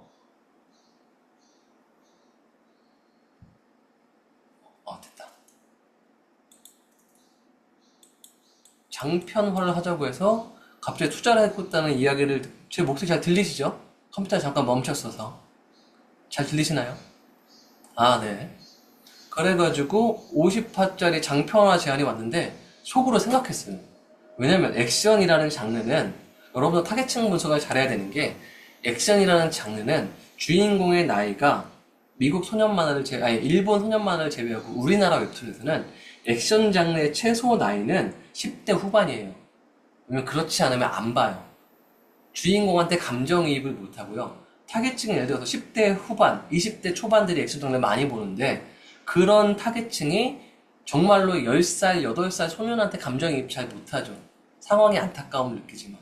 그러다 보니까 주인공이 독자들한테 감정이입해서 끌어갈 수 있는 서사가 만들어지지 않아요. 그러다 보니까 제가 아니 CJ가 투자해준다는 건 너무 감사한데 웹툰으로 만들어도 아무도 안 볼 텐데 그냥 단편 3화 하려고 했던 건데 왜 그러지? 했는데 투자금이 너무 컸어요. 그럼 돈 준다고 하니까 하고 싶은 거 만들게 해서 만들었던 게 이 작품이었던 것 같아요. 이 얘기에도 아까 말했듯이 기획이라는 미스터리한 작품의 기획에서도 무엇이 기반이 되는가? 자료조사가 기반이 되죠. 내 미스터리한 장르를 뚫고 나가서 쓰기 위해서 얼마나 많은 내 관심을 갖고 어떤 자료를 예를 들어서 어느 날 우연치 않게 봤던 어떠한 특별한 사건에 작가가 꽃을 날 일이 어쩌다 한 번씩 있습니다. 그럼 그럴 때 이 작품을 정말 쓰고 싶, 이 소재로 작품을 쓰고 싶다면은 이 소재에 대해서 작가가 얼마나 밀도 있게 알아야 되는가, 사건에 대해서만 아는 것이 아니라 사건을 겪은 사람들의 감정들까지도 잘 알아야 하는 것이 중요한 게 자료조사라고 생각을 하고 기획과도 아주 밀접한 관계가 있다고 생각을 합니다. 미스터리한 장르에서 중요한, 여기까지도 또 이해되셨겠죠? 다음으로 중요한 포인트가 복선과 아이러니인데 이거는 작법이라고 하죠. 시나리오의 기술 뭐 이렇게 얘기하죠. 복선과 아이러니라는 요소가 있는데 이 복선에 대한 설명은 너무 길고 어쩌면 은연든 알고 계실 테니까 이거는 따로 뭐 공부하실 수 있으면 좋으실 것 같고 아이러니에 대한 이야기만 간략하게 하고 넘어가려고 합니다. 그래도 핵심을 다 설명하면서 넘어가려고 하고 있어요. 이 아이러니라는 것은 기본적으로 모순과 부조화라고 이야기합니다. 이 모순과 부조화는 미스터리한 장르에서 장르의 밀도, 재미를 엄청나게 극대화해서 만들어주는 요소가 모순과 부조화예요. 모순과 부조화를 작품에 녹여내 나가면 어렵죠. 무슨 말이야? 뭐 어떻게 하라고? 모순과 부조화가 가득한 플롯을, 모순과 부조화가 가득한 캐릭터의 관계성을, 모순과 부조화가 가득한 서사 구조를 이야기 속에 녹여내. 그럼 조금 더 쉬워지죠. 요 다음에 예시까지 한번 들어볼게요. 제가 미스테리 영화 중에 나이트 컬러라는 영화 정말 좋아합니다. 한번 추천 영화니까 미스테리한 장르를 좋아하시는 분은 봐보세요. 라는 영화가 있어요. 이 영화가 정말 아이러니의 상징인데 이 영화가 주인공 나이트클러라는 건 실제로 미국의 어떠한 직업군을 은어로 말하는 거예요. 왜냐면은 어떠한 살인사건, 교통사고, 범죄 사건이 발생하면은 그 현장에 경찰과 구급대원보다 훨씬 더 빨리 도착해서 현장을 카메라로 찍습니다. 가장 생생한 영상을 확보해요. 그리고 이 영상을 뉴스 보도국에 팔아요. 가장 생생한 영상을 경찰과 구급대원보다 빨리 도착해서 영상을 찍은 다음에 뉴스 보도국에 파는 직업. 이것을 은어로 나이트크롤러라고 하더라고요, 미국에서. 나이트크롤러는 주인공 이런 직업을 갖고 있는데, 이 주인공이 나이트크롤러로 점점 더 잘 살다가, 주인공이 점점 보면서 의심을 해. 아, 얘 약간 사이코패스 같은데? 사이코패스 성격 유형 같은데? 하다 보는데, 이 주인공이 클라이막스 사건에서 어떠한 대저택에 갑니다. 3층짜리 저택인데, 경찰의, 이런 울타리까지 다 있는 3층 저택이라고 칩시다. 어떤 경찰 신고되는 주파수를 훔쳐서 듣다가 어디서 총격 소리가 났다는 걸 빠르게 듣고 부하 한 명을 데리고 이 하얀색 저택이거든요. 거기 갑니다. 누구보다 빠르게 도착해서 경찰도 도착해서 이 안에 현장을 카메라 담기 시작하는데 이 현장은 두 갱단이 싸워서 한 갱단이 져서 그 갱단의 피해자 가족이 죽어있는 저택이었어요. 그래서 거기를 카메라를 들고 들어가서 쫙 촬영해 나가면서 이상하게 아주 처참한 피해자들의 모습들이 카메라로 찍히고 있는데 음악에 약간 두둠칫이에요. 두둠칫 이런 느낌이 나요. 그러면서 1층의 피해 현장, 이제 밖에서부터 피해자를 보다가 1층의 피해 현장을 딱 들어가서 보는데 거기에 이 부자니까 거기에 있는 집안 도우미들, 어떤 이런 몸직한 요리사들, 이런 사람들도 막 죽어있는 것들 막 찍어요. 점점 더 음악이 경쾌해집니다. 대체 이게 뭐야? 왜 이래? 음악이 왜 이러면서 보게 돼요. 2층에 올라가면은 위급한 상태에 아직 생존자가 남아있어요. 그러면은 빨리 신고해서 이 구급대원을 불러가지고 이 사람을 살려고 하는 응급조치를 취할 수 있죠. 근데 아무것도 하지 않고 그 피해자를 찍습니다. 그러고 나서 부하한테 더 찍고 있어 3층으로 올라갑니다. 왜냐하면 3층에서는 아기 소리가 들렸거든요. 3층에 올라가서 피해받은 아기들도 찍어요. 그때 2층에서 갑자기 총소리가 탕 소리가 나요. 놀라서 주인공이 제이크 질라라는 배우인데 이 주인공이 놀라가지고 아주 살금살금 들키지 않을 마음으로 2층으로 내려와요. 그때도 음악이 계속 경쾌합니다. 2층에 딱 내려왔더니 자기 부하가 아직 이 범죄 현장을 떠나지 않은 가해자 갱단의 조직원 한 명한테 들켜서 죽은 거예요. 그 모습까지 찍습니다. 그리고 거기서 음악이 최대한 고조로 흥겨워져요. 그 갱단이 다 나가고 혼자서 경쾌한 발걸음으로 이 저택을 나오고 가장 비싼 가격의 영상을 팔아요. 이때의 마음이 캐릭터의 심리 상태였던 거죠. 나 오늘 엄청난 수익을 벌 수 있겠다. 그러니까 두둠칫이 나왔던 겁니다. 이 모순과 부조화의 느낌이 이 감독과 시나리오 작가가 요구한 거는 이 캐릭터가 경쾌하게 느낀 심리선을 불현듯 느끼면서 이 상황이 얼마나 불쾌한 상황인지를 느껴봐. 나이트클로라는 직업이 얼마나 잘못된 직업군이고 얼마나 불쾌한 상황을 사람들한테 주는 직업군인지 너희들도 알 필요가 있어. 최대한 이걸 보고 불쾌해졌으면 좋겠어. 라는 느낌으로 아주 모순과 부조가 가득한 장면을 연출한 거죠. 즉, 미스터리한 장르에서는 모순과 부조화를 잘 활용하면은 이건 무조건 작가의 의도와 목적지가 있는 채로 이 모순과 부조화를 잘 설정하면은 이야기의 밀도가 높아지는 또 하나의 요소로 쓰일 수 있는 거죠.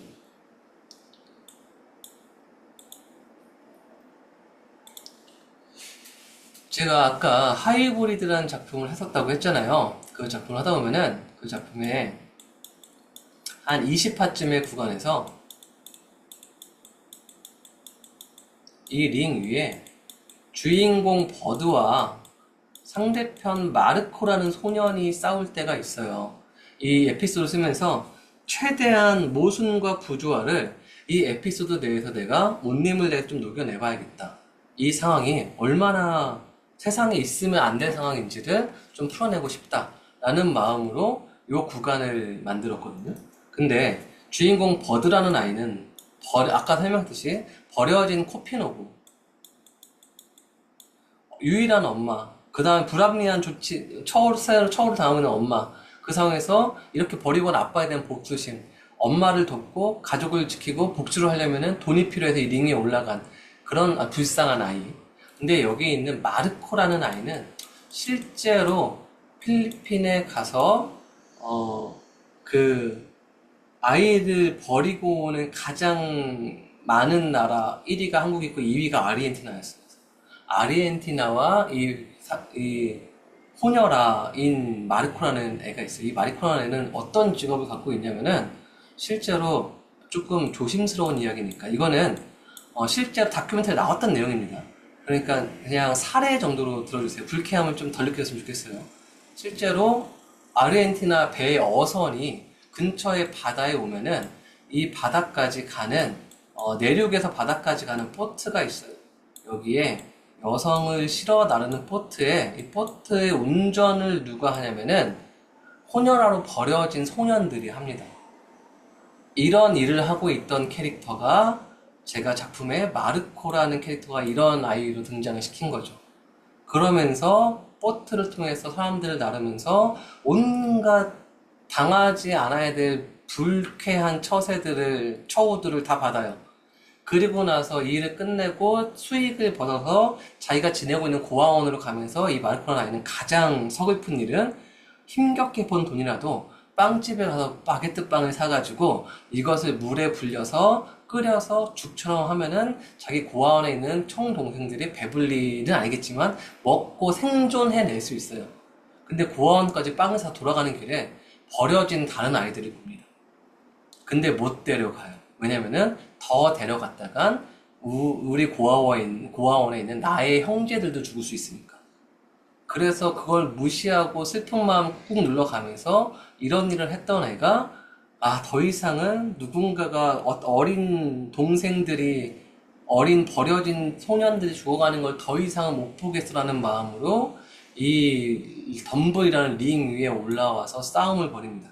이 링에 올라 싸움을 벌이면 지더라도 3년에서 5년 정도 살 수 있는 풍족한 파이트 머니를 지급받아요. 이거를 가지고 고아원에 있는 가족들과 배불리 살려고 이 링에 올랐어요. 이 둘이 싸우고 있어요. 얼마나 불쌍한 소년들이 싸우고 있는 거예요. 근데 이 둘이 싸우고 있는데 옆에 있는 졸부들과 고층에 있는 VIP석에 있는 동굴의 고층에서 통유리로 관찰하고 있는 부자들은 둘 중에 누가 이길까에 돈을 걸고 막 싸우는 것을 응원하고 햄버거 먹고 맛있는 거 먹고 스테이크 먹고 이러면서 이걸 경기를 구경하고 있어요. 그러고 있다가 서사를 끌어가야 되니까 작가는 주인공이 이기게 만들겠죠. 그 주인공이 이겼어요. 그래서 마르코가 바닥에 쓰러집니다.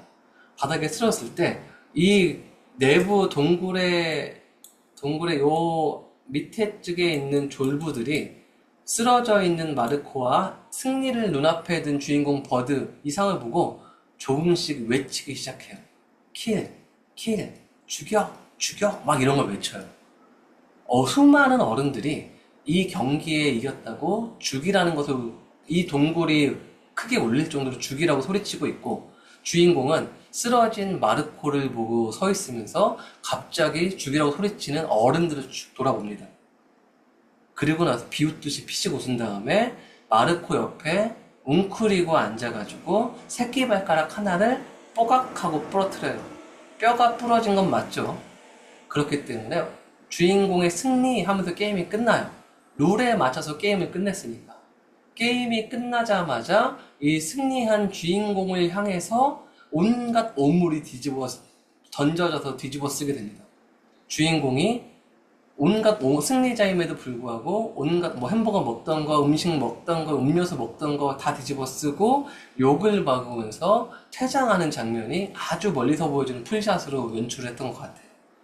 그 장면을 끝으로 여기 딱 끝나는데 이런 어른들의 부조리하고 불쾌성에서 아이들이 어떤 희생을 당했는지를 아주 아이러니한 상황을 통해서 가장 불쾌감 가득하게 전달하고 싶다라는 의도로 만든 거죠.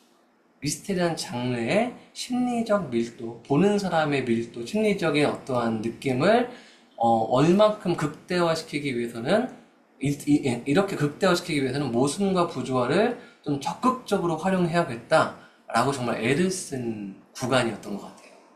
이 예시, 두 가지 예시, 영화에 대한 예시와 제가 웹툰을 했던 것에 대한 예시가 모순과 부조화라는 것이 미스테리라는 장르에서 왜 중요한지에 대해서 조금 더 이해가 되었으면 좋겠고, 실제로 모순과 부조화, 아이러니라는 작품 요소는 실제로 조금 더 궁금해서 공부해서 쓰고 싶다면은 책에도, 시나리오 작법서들 책에도 또는 온라인 강의나 어떠한 뭐 여기저기서 많이 이야기하는 것 같아요. 그런 것들을 좀 찾아보는 것도 뭐 도움이 되지 않을까 생각을 합니다. 여기까지도 이해가 되셨겠죠? 마지막 하나 남았는데. 여기까지 이해되셨겠죠? 네.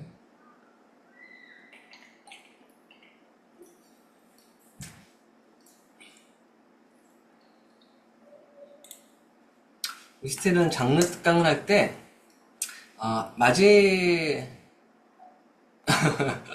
그쵸. 원래 컨텐츠라는 게 막 그렇게 막 이런 걸 막 쓰는 게 발견하고 그런 걸 작품에 녹여내고 그러면 작가만의 주제의식을 담고 이렇게 하면서 끌어가는 게 사실은 막 쉽지 않죠. 그리고 그렇지 않고 편하게 쓸 수 있는 작품도 세상에 너무나도 많아요. 편하다는 표현이 조금 별로네요. 덜 힘들게, 그만큼 힘들지 않게 쓸 수 있는 작품도 세상에 많이 있으니까 오늘은 미스테리 장르 특강이라 이런 이야기를 하고 있는 겁니다. 업계에서는 미스테리라는 장르를 신인 작가가 한다고 하면은 대부분 다 안 믿어요. 대부분 다 불쾌한 느낌을 갖고 PD들이 검토를 하기 시작을 해요. 과연 해낼 수 있겠어? 이렇게 어려운 장르인데 라고 생각하는 업계 사람들이 진짜 많이들 있습니다. 그러니까 미스테리라는 걸 하려면은 밀도 높은 자료조사, 특별한 뭐 모순과 부조화, 그러면서 강력한 욕망, 그 다음에 복잡함으로 덮는 서사구조, 이런 것들에 대한 이 생각을 좀 많이 하셔야지 미스테리라는 장르를 쓸 수 있는데, 그 전에 가장 베이스가 되는, 가장 기초가 되는 미스테리라는 장르를 쓸 때 작가에 대한 이야기를 해볼게요. 마지막 이야기를, 포인트는 작가에 대한 이야기를 간단하게 하고 마무리하도록 하겠습니다. 제가 미스테리라는 장르를 할 때 제가 한 작품 중에 모두 너였다랑 또 다른 사랑이라는 작품이 조금 성과가 좋은 작품이 되었어요. 근데 그 두 작품을 보면은 미스테리를 워낙 좋아하니까 그 장르에 악당인 사이코패스가 둘 다 나와요. 두 작품이 다. 그 중에서 또 다른 사랑이라는 작품의 악당은 약간 사이코패스, 여자 컬렉터, 나쁜, 이거 여성향 로맨스 웹툰이고 부자 나오고, 저번에도 한번 이야기했지만 세계 재벌 뭐 어떤 호텔 업계 체인 그런 회사의 대표의 손자가 하필이면 한국인을 혼혈하고, 얘가 엄청 잘생겼고 엄청 짐승남에 엄청 멋있는데 얘가 우연치 않게 만난 게 여자 주인공이고 둘이 얽히면서 벌어지는 여성향 로맨스 작품입니다. 이런 작품인데 거기에 나쁜 놈이 자기가 약간 데이트했던 여자들을 쇠뇌시키고 그 다음에 컨트롤하려고 그러고 지배하고 통제하려고 그러고 컬렉터처럼 모으려고 하는 나쁜 놈이 등장을 해요. 근데 이 나쁜 놈이 등장을 하면은 작가에 대한 이야기를 해볼게요. 작가는 주인공의 감정선에 이입을 해가지고 서사를 끌어갈 때 이 캐릭터가 무슨 대화를 하고 무슨 느낌을 갖게 되고, 저는 악당에서 얼마큼 억울함을 느끼고 저 악당을 얼마나 어떤 분노로 어떻게 이겨내서 어떻게 처리해서 맨 마지막에 승리까지 해내는가, 어떤 통쾌함과 어떤 희열을 느끼는가, 이런 감정선을 분석하고 작가 스스로 주인공인 것처럼 감정이입을 해서 많은 캐릭터의 연기와 표정과 작화와 대사들을 표현하죠. 근데 주인공한테만 하는 건 아니죠. 거기에 악당이 나와요.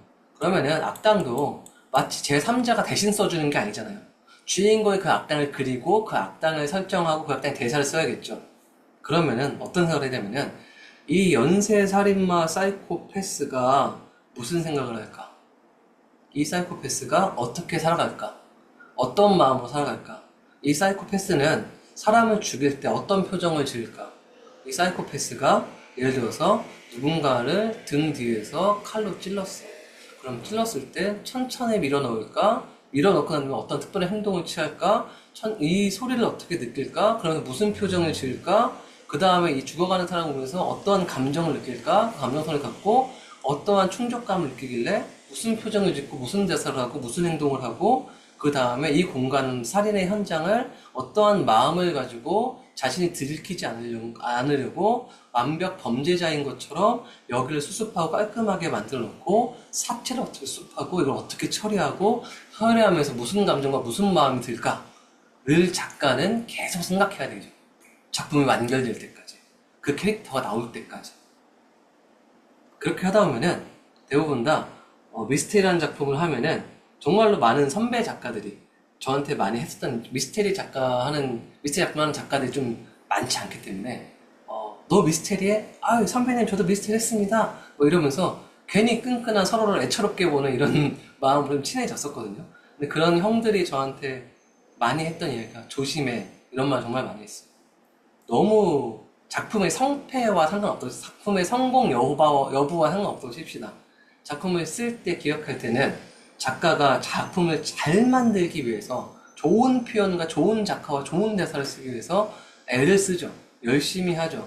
사이코패스 악당도 열심히 들여다보고 그런 심리 상태를 열심히 분석하죠. 그거를 쫙 써요.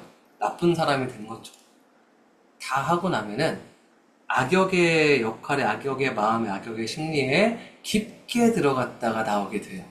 작품이 잘 되건 잘 되지 않건 떠나서 열심히 하려고 한다면, 열심히 하려고 하는 전제 조건만 수행한다면 악당이라는 캐릭터에, 나쁜 놈이라는 캐릭터에 깊게 들어갔다가 빠져나오게 됩니다.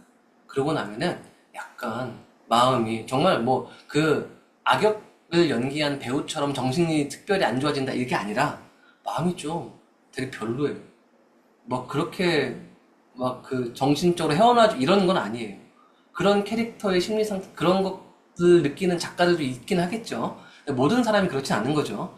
정말 뭐 조커 역할 했다가 우울증에 빠져나오지 못했던 고 히스레저 배우님처럼 뭐 그렇게 된다는 극단적인 예시가 엄청난 이야기가 아니라 진짜 열심히 해서 들어갔다 나오는 것만으로도 마음이 상당히 불편해져요. 근데 여기에 두 번째 작가의 존재조건 뭐냐면은 작가가 좀 착하고 선하잖아요.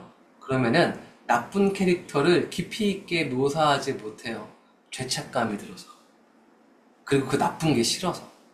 나쁜 역할을 하는 캐릭터를 밀도 높게 표현하는 것 자체에 작가 스스로 거부감을 느낍니다.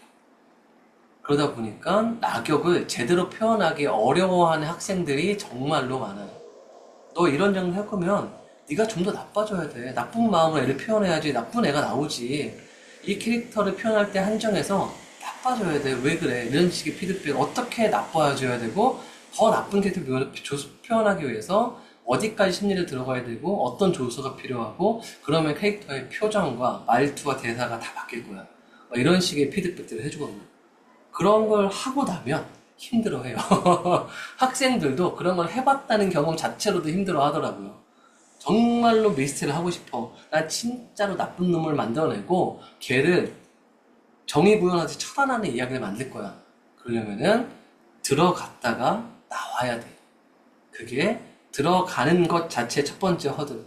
작가, 창작자 스스로가 그렇게 나쁜 사람의 역할을 표현하기를 거부감을 줄 수 있다가 첫 번째. 두 번째로 괜히 들어갔다 나오고 나서 마음이 되게 불편할 수 있다. 그러니까 미스터리한 장르를 하려면은 작가 스스로 조금 더 용기를 갖고 조금 더 약간 그런 것에 대한 거부감이 없는 스스로인가 이런 거를 좀 자가 판별을 한 다음에 미스터리한 장르에 도전하는 것이 해야 될 아마 저는 첫 번째 단계라고 좀 생각을 많이 합니다. 이해가 되셨을까요? 네. 전달하려고 했던 이야기는 요 정도이고요. 마지막으로 뭐 옵션 같은 농담처럼 하는 이야기는 어느새 세상은 그 미스테리한 장르에서 정의구현하는 서사도 당연히 중요하죠. 미스테리한 장르 정의구현 많이 하니까. 근데 정의구현만 하는 서사의 시대는 갔다고도 많이들 이야기합니다. 그 말은 무엇이냐면은 권선징악의 시대가 갔다고도 이야기 많이 하거든요. 그건 뭐냐면은 작품의 주제가 작가의 메시지가 예를 들어서 악인이 행하는 뭐 정의라면은 그럼에도 불구하고 사회는 행복해질 수 있다. 죄의 무게에 따라 복수를 해야지만 살아갈 수 있는 사람도 있다. 죄를 지었다면 계급과 상관없이 어떠한 벌을 법과 상관없이 받아야 한다. 등등의 약간 작가만의 해석에 조금 더 디테일하게 들어간 주제의식을 풀어나는 시대가 되었다고 좀 생각을 합니다. 단순히 악당이니까 처벌하는 서사, 범죄 도시만큼 특별한 웰메이드로 상업성을 갖고 만드는 서사가 아닌 이상은 그런 미스테리 액션, 그건 사실 미스테리가 아니라 정말로 그냥 통쾌한 액션물이죠. 근데 예를 들어서 뭐 베테랑 같은 또는 몬스터 같은 만화책에서 정말로 미스테리라는 장르에 대해서는 조금 더 단순한 권선징악의 시대는 갖고 단순히 악이 처벌받는 이야기보다는 어떠한 방식으로 어떻게 처벌해서 조금 더 특별한 이야기를 만들까라는 작가의 주제의식도 조금은 고민해 볼 법한 시대가 되었다라는 것을 옵션처럼 그냥 간단하게 설명드리고 강의는 마무리하도록, 특강은 마무리하도록 하겠습니다. 혹시 뭐 질문 있으실까요? 예, 학우님들 오늘 특강 내용 중에 뭐 추가적으로 질문하고 싶은 게 있으면은 채팅창에 예, 올려주세요.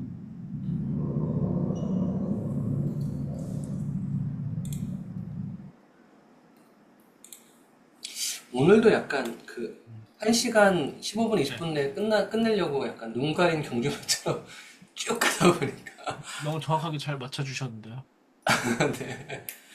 아, 네. 아유, 알겠습니다. 감사합니다. 없다고요? 뭐 있으실 것 같은데.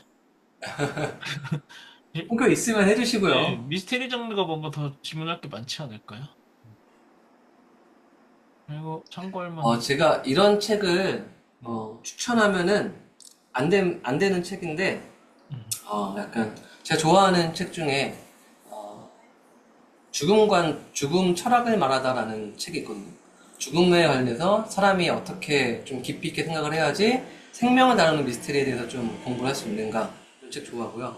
그리고 추천하면 더 조심스러워. 왜냐면 우울함이 좀 담기는 책들이잖아요. 그래서 관심 있는 분만 읽어보고 아니면 읽지 마세요. 읽지 않는 삶이 훨씬 더 행복할 수 있습니다.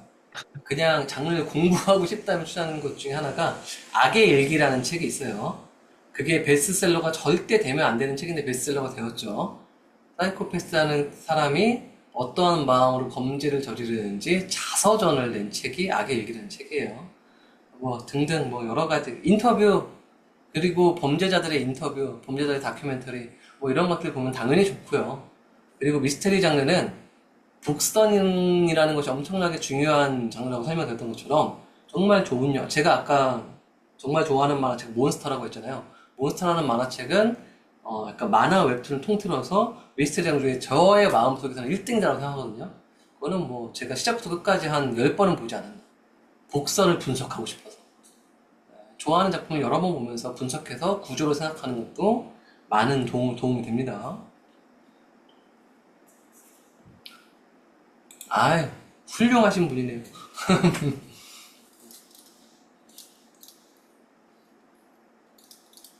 궁금증을 유발하는 장르이긴 하죠. 자꾸 뭘 숨기니까. 근데 강력한 욕망과 특별한 악역의 대결 구도를 만드는 장르가 미스테리 장르에서 기본적으로 쓰이는 구조고 거기에서 복잡함을 기반으로 진실이 정말 드러날 것인가 주인공 욕망이 저렇게 강력한데 하면서 궁금증이 계속 유발되죠.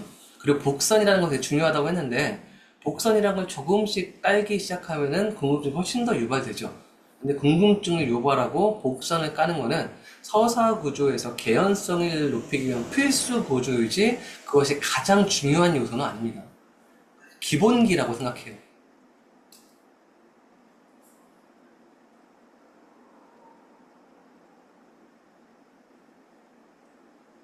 그 조준희 님이 질문해 주신 질문은, 네, 이 질문은, 어, 그, 그, 제가 지난번에 설명드렸던 것 하나가 캐릭터 설정을 잘하려면은 캐릭터의 심리까지도 작가가 좀 많이 이해해야 되기 때문에 캐릭터가 어떤 가치관으로 성장했는지 성장 과정을 분석해보는 것이 많은 도움이 된다. 그렇게 해서 스스로 납득을 해서 이야기를 끌어갈 수 있다라고 이야기를 많이 했는데 그런 것처럼 그림도 인체 그릴 때도 많이 그려야 되잖아요. 내가 캐릭터의 감정과 독자를 연결시키는 것도 캐릭터의 감정을 깊이 있게 설정해보는 걸 여러 번 연습해야지 이 감정이 독자들도 내가 이만큼까지 들어간 거니까 알겠다. 이 정도까지 내 캐릭터를 깊이 있게 감정을 이해하고 있어. 이거 전달시키면 이해해줄 수 있을 것 같아. 이런 여러 가지 감각들이 학습적으로 올라오거든요. 캐릭터의 감정선을 가장 밀도 높게 알고 있는 게 독자에게 어떤 감정을 전달할 때 가장 기초적인 방법이고 반복 훈련이 필요하다고 생각을 합니다. 자료조사할 때 실제 사건을 저는 거의 메인 사건으로까지 쓰진 않아요. 아까 말했듯이 하이브리드라는 작품을 할 때도 그 소재 속에서 벌어지는 일들을 저도 차용해서 일을 쓰지만 그 이야기를 쓰지만 거기서 다큐멘터리 속에 나왔던 수많은 사건 중에 일부만 갖다 쓰고 제가 오리지널리티를 가지고 이 서사구조 속에서 가장 닫고자 하는 주제의식까지 끌어감이 훨씬 더 중요하거든요. 그렇기 때문에 자료조사를 할 때 실제 사건을 그대로 갖다 쓰는 것도 너무나도 위험해요. 왜냐면 고증이라는 것이 독자들의 어떠한 검역, 평가 이런 것들이 올라가기 시작하면은 독자들이 하나하나 찾아내서 당신 틀렸는데? 이럴 수도 있어요. 실제로 요즘 독자님들은 저의 쿠키를 보신 독자 느님들께서는 약간 좀 작품에 대해서 약간 좀 만족스럽지 못한 부분도 캐치해낸 독자님들이 많이 계시죠. 아, 진짜 조심스럽게 말하기 어렵네요. 그러다 보니까 고증이라는 것을 피하기 위해서도 실제 사건과 다르게 구성하는 것이 작가가 생존하는 게 훨씬 더 좋은 전략입니다.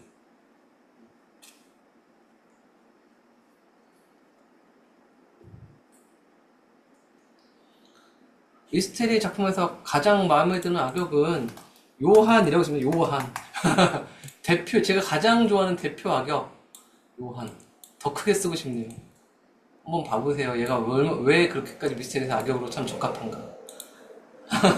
요한. 보시면은, 이 악역 캐릭터에 대한 도움이 될 것 같고, 라이토만 분석해도 많은 도움이 됩니다. 악역을 주인공으로 만든 대표적으로 재밌는 작품이 데스노트죠. 봐도 정말 많은 도움이 됩니다.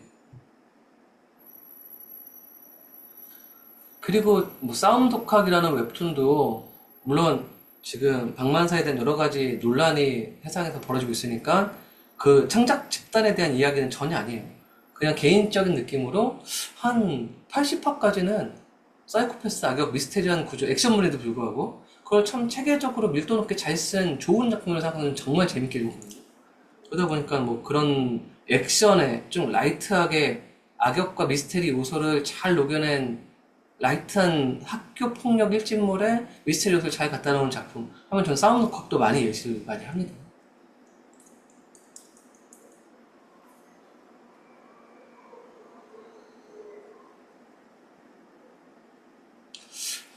예를 들어서 제 작품에 연쇄살인마가 나와요. 근데 제가 어느 날 유영철이라는 연쇄살인마를 조사하기 시작했어요. 연쇄살인마를 쓸 거니까. 유영철이라는 사람이 실제로 한 행동 중에 사형제를 죽였어요. 사형제를 죽였는데 첫 번째 형을 죽였어요. 이 형을 죽인 다음에 잡혀갔어요. 두 번째 형이 이것을 항소하다가 유영철이 사형 선고를 받아도 사형을 집행당하지 않고 더 큰 처벌이 이루어지지 않자 이 상황을 너무 우울해하면서 많은 사회에 대한 저항으로 자살했어요. 세 번째 형도 두 번째 형을 따라서 자살했습니다. 마지막 막내가 우울증에 시달리다가 자살 시도를 하다가 다행히 신고에 잡혀가지고 맨 마지막에 제가 본 뉴스에 정신병원에 수감되어가지고 거기서 정신치료를 받고 있던 상황까지 봤어요. 그리고 유영철은 실제로 교도 생활을 참 안정적으로 잘하고 있는 것 같아서 아주 불쾌한 뉴스까지 봤습니다. 그러면서 이걸 조사하고 난 다음에 제 작품에 사형제를 죽인 연쇄살인마까지는 안 나오죠. 까지는 안 나오는데 연쇄살인마가 나왔다면 연쇄살인마는 이런 행동을 하고도 이러한 일들을 보고도 법정에서 웃을 수 있는 애들이구나. 그 웃을 수 있는 마음에는 어떤 마음들이 더 있을까? 하면서 자료조사라는 걸 바탕으로 제 연쇄살인마의 캐릭터를 만들어내는 거죠. 고증을 피하는 것은 좋고 자료조사는 많이 하는 것이 좋습니다. 사건을 그대로 쓴다. 이 작품은 어떤 사건을 바탕으로 하여 구성되었습니다. 절대 추천하지 않는 방법이에요. 근데 독자들이 보다 보니까 그 사건이 떠오르는데까지는 괜찮아요. 약간 다르긴 한데 떠오르긴 한다까지는 괜찮은 거죠. 그걸 바탕으로 만들었습니다는 정말 큰 용기를 갖고 써야 되는 작품들이에요.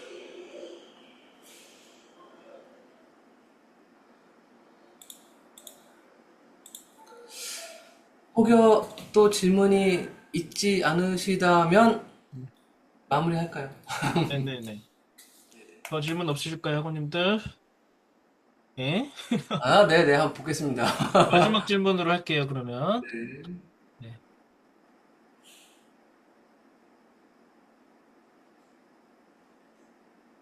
근데 이거는 아예 생각을 이렇게 하셔야 돼요. 작품에서 가장 중요한 기준점이 되는 거는 결국 작가의 주제의식이잖아요. 나는 예를 들어서 제가 아까 헤이블이라는 작품을 할 때 아이들이 반드시 존대받아야 되는 세상이 너무나 당연해. 사람들이 가끔 그걸 잊는 것 같아. 그걸 꼭 전달하고 싶어. 이 목적지라는 기준점이라는 게 있잖아요. 이 기준점에 맞춰서 내가 악당을 어느 정도 요소를 갖다 써야지 내 목적지까지 가기에 가장 좋겠구나 라고 생각하는 게 그냥 시나리오 학적으로의 가장 기초적인 작업 방식입니다. 그렇기 때문에 어떤 것이 더 유용할까라는 질문보다는 내가 하려고 하는 목적지에 뭐가 더 적합할까? 이런 것들 작가가 도전해보고 실패하고 반복 훈련하면서 실력을 늘려가는 거. 그게 더 효율적인 연습 방법이라고 생각을 합니다.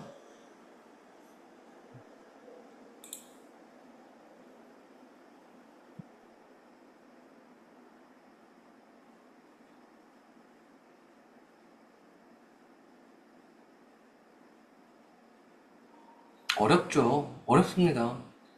이렇게 생각하세요. 제가 실제로 이렇게, 이거 마지막 답변 간단한 거니까, 그래도 모두가 아셨으면 좋겠는 거.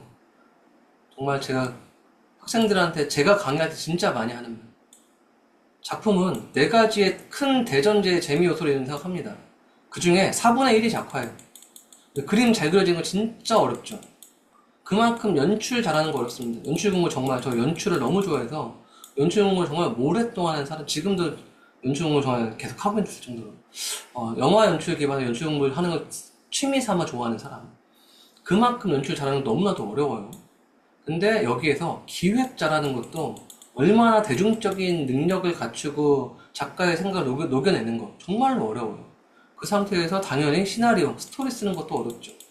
근데 여러분들 많은 창작자가 잘못 생각하는 게 그림 열심히 해서 잘 그려지면은 내 작품 재밌을 거야는 아니죠. 그리고 그림 열심히 해서 다른 게 너무 느는 게 어려울 것 같아. 너무 당연한 이야기죠. 그림 열심히 그린 만큼 다른 것도 열심히 해야지 그만큼 느는 거라고. 다른 것도 반복 훈련을 해야지 그림 느는 것만큼이나 비슷하게 느는 거라고 생각합니다. 차분히 시간, 근데 이게 불가능한 이야기가 아닌 게 그림도 정말로 열심히 하면 단기간에 많이 느는 순간들이 있죠. 다른 것도 정말 열심히 하면 단기간에 많이 느는 순간들이 있어요. 그런 것처럼 꾸준히 해서 실력을 늘어가서 작가 데뷔할 수준이 돼서 작가가 되고 나면 작가 되고 나서 실력이 더 많이 늘어요. 실제 실력이 많이 느는 건 작가 되고부터인 것 같다고 저는 생각을 합니다. 그래서 이런 것들을 균등하게 공부해야지 클라이막스, 감정 폭발하는 거, 스토리 역시 그림 그린 것만큼 반복 훈련해야지 그런 것들이 실력이 올라온다고 생각합니다. 반복 훈련하세요. 이거 그런 이야기예요. 팔굽혀펴기 100개 매일 하면 몸 좋아짐 이런 이야기입니다. 많이 공부하고 많이 반복 훈련하면 당연히 좋아짐. 그게 없으면은 몸 좋아질 수 없음 이런 이야기죠.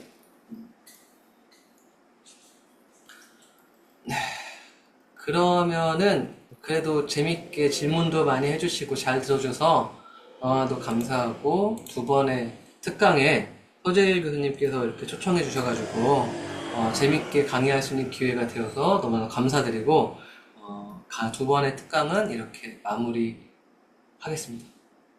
네, 네, 감사합니다, 작가님. 네, 오늘, 네, 여름방학 특강 두 번째 시간이었고요. 저도 되게 좋아하는 장르에 관련된 특강이어서 되게 흥미롭고 재밌게 들었는데, 뭐, 들으면서 저도 인상 깊게 들은 내용이 역시 일상생활을 하면서 또 우리가 여러 가지 어떤 경험들을 하고 또 뉴스나 다큐 그리고 아주 넘쳐나는 그런 영상물들 이런 다양한 콘텐츠들을 보면서 자신만의 어떤 시각을 통해서 또 그런 것들을 해석해보고 또 이야기를 만들기 위해서 상상해보고 또 이 미스터리 장르를 하기 위해서는 또 거기 그 안에서 아이러니한 것도 발견해보고 뭐 이런 것들이 되게 중요하다라는 걸 또 한번 깨달을 수 있었고 그 중에서 이제 쓸만한 것들을 또 집요하게 얼마나 집요하게 자료 조사를 통해서 구체화시켜 나갈 수 있는 것인가 이런 것들이 오늘 강의해주신 미스터리 장르에서 되게 중요하다는 것을 느낄 수가 있었던 그런 강의였고요. 오늘 되게 또 재밌는 것은 오늘 미스터리 장르 특강이었는데 지지난주죠. 지지난주에 있었던 로맨스 장르 특강 때보다 조금 더 많은 학우님들이 참여해줬다는 게 되게 또 재밌는 것 같아요. 우리 학우님들 생각보다 또 미스터리 장르에 관심이 많다는 것을 또 알 수 있었던 시간이었고요. 네, 오늘 늦은 시간까지 웹툰 장르의 비밀, 미스터리 장르에 대해서 재밌는 이야기 해주신 이순기 작가님께 큰 박수 부탁드릴게요. 감사합니다. 네, 감사합니다. 수고 많으셨습니다. 감사합니다. 참여해주신 작가님과 또 우리 학우님들 진심으로 감사드리고요. 날씨가 아직도 더운데 우리 여름방학이 끝나가고 있어서 좀 아쉽긴 하지만 남은 방학도 건강하고 또 즐겁게 보내시고요. 다음 학기 개강하면 다시 또 건강한 모습으로 만나기를 바라고 있겠습니다. 네, 오늘 참여해주셔서 감사합니다. 네, 박수 치면서 마무리할게요. 네, 감사합니다. 수고 많으셨습니다. 작가님 감사합니다. 네, 네, 감사합니다. 네.